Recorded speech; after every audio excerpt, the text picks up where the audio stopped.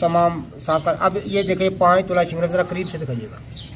ये 5 तोला पुख्ता शिंगरफ है जो मैंने इसके पेट में रख दिया है। ये आप देख लें, इस तरह आपने रख देना है। ये देखें, तो उसके ऊपर आपने इसको सुई धागे के साथ अच्छी तरह से इसको बंद कर देना ऐसे।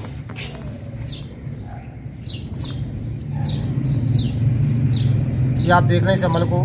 ये ख़ास सन्यासियाना राज है जो मैं आपकी खिदमत में अर्ज़ कर रहा हूँ। ऐसी लाजवाब तरकीबें हर किसी के बस का काम नहीं।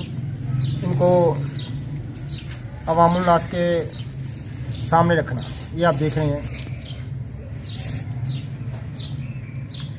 ये फालज, लकवा, राशा और तमाम बलगमी व रही अमराज का हुक्मी और कामयाब इलाज है।